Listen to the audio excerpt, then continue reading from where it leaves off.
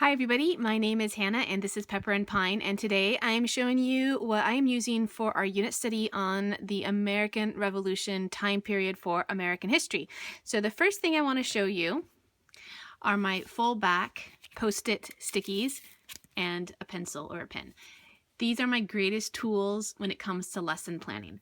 Now, I've changed up how I write all of my lesson plans, and I used to do it on the computer, and I still would like to, but we're kind of in transition right now, so I just have a plain old notebook. This is a composition book that you can get from the dollar store. I did go ahead and cover it, and you can see here that I've got my Colonial Times unit lesson, and then I'm going to get to working on my American Revolution time period unit study.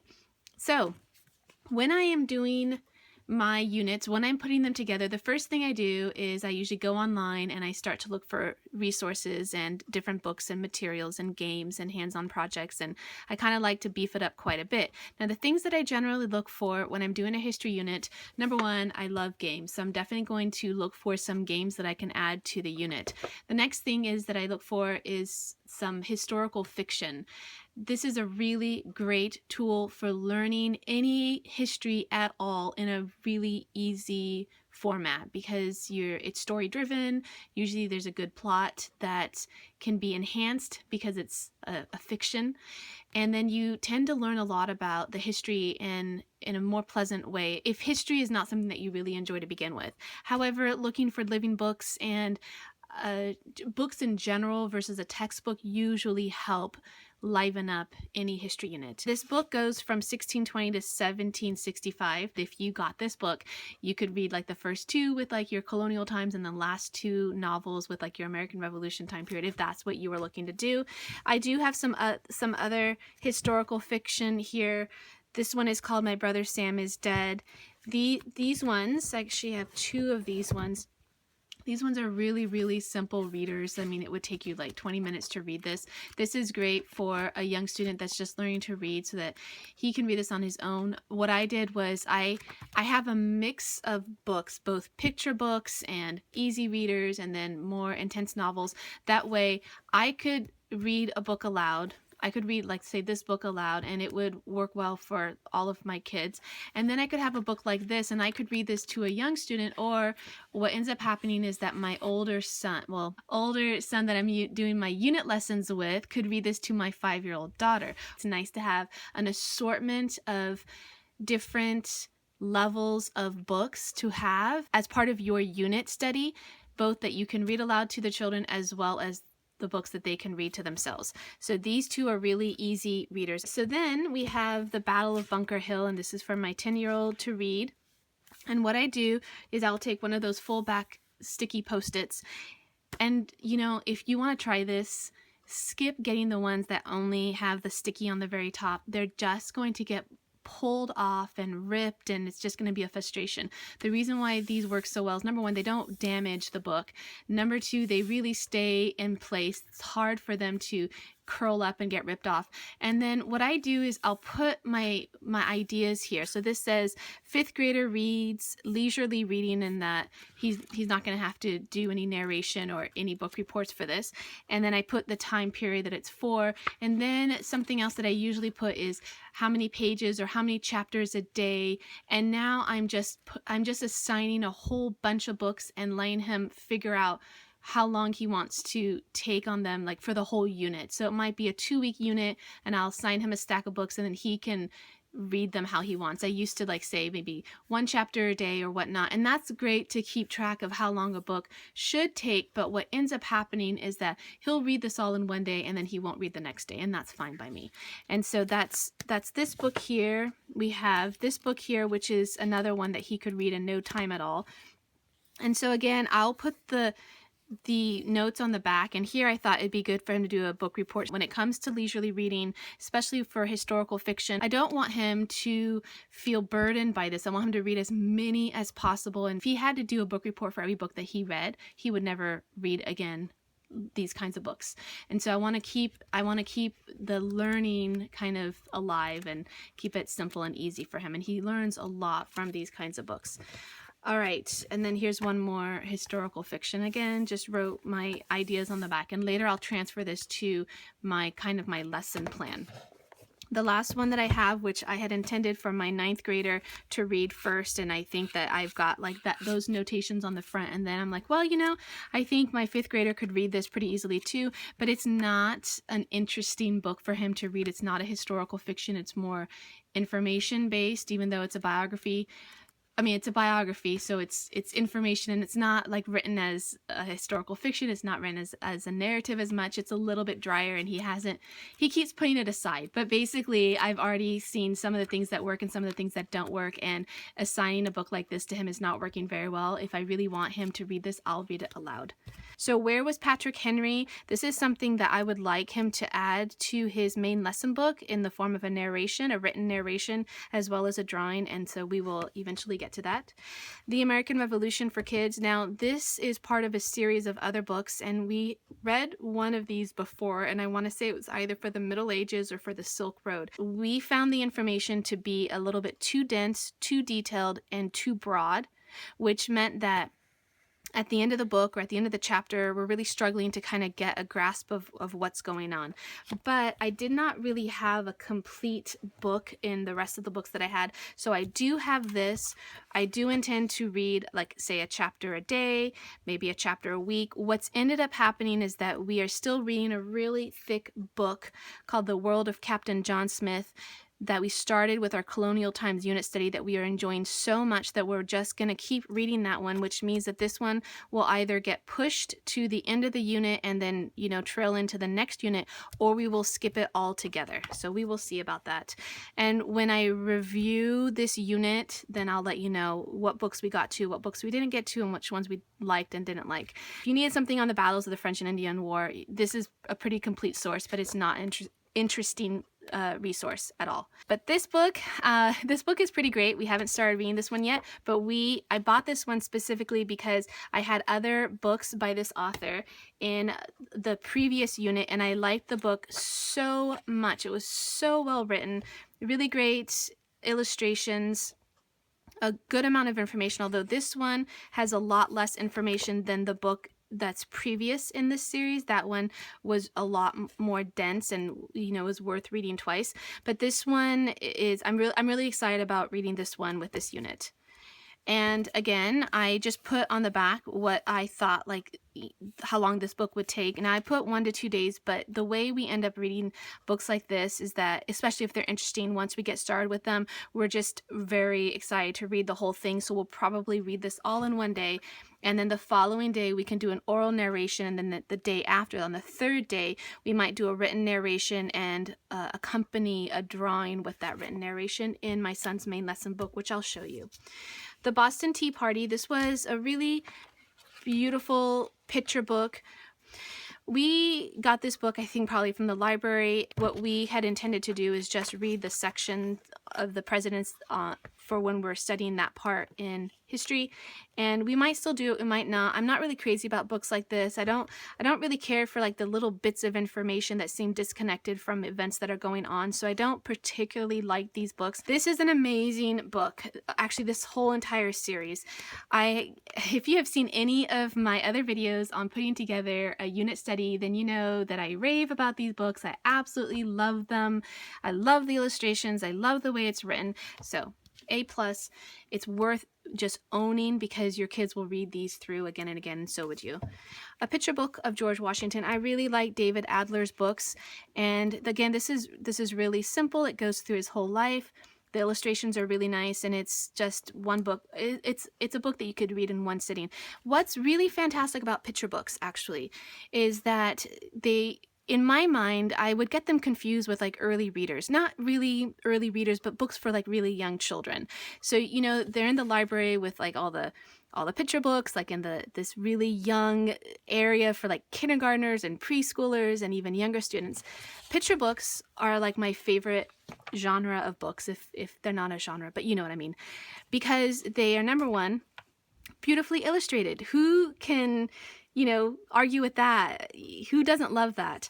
And the second thing is that they're usually amazingly written because they take events and concepts and ideas that are big and broad and deep and confusing and difficult to understand and brings it down in a very simple manner, but not dumbed down, but it brings it to a very, it presents it in a very simple manner so that children can understand it and adults can understand it. I really, really love picture books for the ability to bring something to life that would otherwise be dry and boring and difficult to understand. So do not underestimate the value of picture books in your unit studies, especially if you have older children. What's great about a homeschool environment is that you generally have a variety of ages. And so bringing in something that you would think, oh, this is great for my kindergartner, but your 5th grader is going to love it. Your 7th grader is going to love it. So do add these whenever you can find them. Let me hold off on this one and talk about Paul Revere's Ride. It's the poem by Henry Wadsworth Longfellow, and the pictures or the illustrations are fantastic. They're works of art. Let's go into the American Revolution Q&A. This was a hand-me-down book that we picked up from our charter school, and it is not something that I'm going to use with my 5th grader in my unit study. I did want to show it to you here because originally we were trying to do our unit studies in a way that my 9th grader could participate, but early on in the school year we realized that that wasn't going to work very well. But this book comes with questions and answers. So what's really fantastic about this is that if you were putting together a unit for an older child, I would say 6th grade through high school, then this book could come in really handy. If you didn't have time to pre-read the books that you were assigning to your child, you could assign these questions, and then of course it comes with the answers. So this would be great for maybe putting together an essay or short answers, and that's why I think this is a great resource, but we don't intend to use it now that I'm not using it with my 5th grader, and my 9th grader's work has gone down a different path. I did want to show it to you though. All right, History Pockets, the American Revolution. Now, you know that we do a lot of hands-on activities. We do like our crafts quite a bit. And this book is mainly for inspiration. These are not quite the crafts that I do. We don't usually cut and paste and put onto like one of these display boards. But I did want to show it to you because you know, I am crafty. I do enjoy these things. We do like to do a lot of our drawings or our chalk drawings or our activities. That's really what we love to do. It's part of our homeschooling. This is an amazing resource if you are not crafty at all and you really don't want to do the hands-on projects. This makes it easy for you to incorporate that into your unit studies or into your homeschool. So that's why I think this is a really great resource. Now, we may use some of these cut aparts and you know, like this little pop-up display, but really the reason why I got this was as for ideas, for inspiration to do our own things. All right, so I want to show you a couple of workbooks really quickly. These were hand-me-down workbooks that we got from our school, and all I did was I would go through and literally tear out these pages, staple it, and stick it into the folder that my son has that he does his daily, in which he has his daily work. So that's why we use them. Now, we don't use a lot of workbooks in our homeschool at all, so this is kind of a novelty for him. He enjoyed having something that was a little more schoolish because most of the stuff that we do is a lot of reading and writing and drawing and then hands-on projects. So the idea of doing a workbook was kind of interesting to him. I don't know as far as the quality of workbooks how this compares to others. You may have other workbooks that you enjoy better. All right, so I have a lot. Oh, let me show you this really quickly. These are replicas of the American Revolution coins. I don't plan to use this as part of our lessons necessarily. This is just something to have on hand so the kids can look at them. Now I have a number of audio CDs. Some are stories and some are songs, but I want to talk about this one really quickly because this one was from our previous unit and I liked it so much that we're going to be playing this throughout this whole entire unit as well, and we enjoyed it so much. And you can check out my review of Colonial Times unit study to get more information on this particular CD. We have this one by Audio Memory. This is history songs, and this is different historical events that are made into songs. Then I have these ones here. We did used to like them, but we are not crazy about them anymore. They are really informative as far if you can listen to the lyrics. If you were looking for something kind of different, I wanted to show them to you since we've had them in our collection for a long time. We're just not really using them anymore. This one happens to be the same one. I didn't know this one was in our personal library, and I bought this one recently through our school. For this one, it goes through these different areas of the story, and we just really enjoy having those. This one is new to us. We haven't heard this one yet. Now I want to show you a couple of games that we're going to add. I'm not going to talk about them since I've talked about them previously in the Colonial Times Unit Study Review. So I'm linking that video in the description box below so you can take a look at it. Basically, we have 10 days in Europe, and this is a game that helps you with understanding or learning the different countries in Europe. And then we have 10 days in the USA, and this is a current map. So this could be confusing if you're like, well, we only had 13 colonies and all the rest of the states weren't the way they look now. We really, really enjoy this game. We've had it for many years in our homeschool, and it's still a really fun game, which for me means that it's a great game if you're still enjoying it after many years.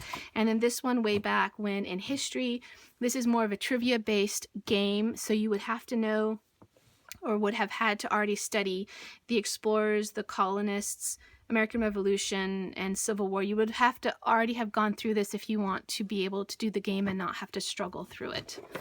All right, so the last thing I want to show you is their main lesson books that we picked up from, I believe, Waldorf Supplies, and I'll link it down below. And they are all with blank paper, and the paper is pretty good quality drawing paper, 70-pound drawing paper. And what we end up doing, what we use these for, is for narrations and drawings for our main lesson. Here are some of the things that he's already done, and this is for our Colonial Times, and we'll continue with the rest of our American history units rather than getting one specifically for each of the units. We're just going to keep using this one because there's still like a lot of pages. All right, and then down to how we actually lesson plan. Since it's a little different, this is how I'm setting it up right now. I will take pictures of this. This will be on my website. You can take a closer look at it. But basically, I put, you know, the audio CDs that we want to do, the projects, the games, and then some of the daily work up here. I did not add the worksheets. That's just in his daily folders. I put that here. That's going to be like spanning the whole entire unit. Then under week 1, I wrote down the game because I want to make sure that we didn't pass up on the game. So I wrote down the game that we wanted to play. I wrote down the audio that we wanted to listen to, and I wrote down the projects that we wanted to do for this week. I wrote down the read alouds that I'm reading to my child, and I believe I did write what my 5th grader is going to read. So that's how I set it up. So this is week 1. All this stuff, you know, somehow needs to fit into week 1. But basically, this was just an easier way for me to do it right now, but this is not the typical way that I do it. And then I have week 2 and I have week 3, and then I had some opening activities, which we ended up not really doing exactly like this. I want to make sure that I've got something on religion, a game, historical fiction, a book on information, and a book on culture or how the people lived. And then I like to add hands-on activities and some audio if possible, or a field trip. And that's kind of how I gather my supplies. That's what I'm looking for when I'm gathering my supplies to put together our unit studies. All right, if you have any questions about how I put this one together, please let me know in the comment section below. And don't forget that I will have a playlist for all of the activities that we're doing for this unit, for the American Revolution time period unit, as well as I've got playlists for all the other smaller units that I'm doing within my huge American history unit. So please check those out so that you can see how we're using these resources, the projects that we're doing, and the chalk drawings that we're doing with this unit. All right, thanks for watching.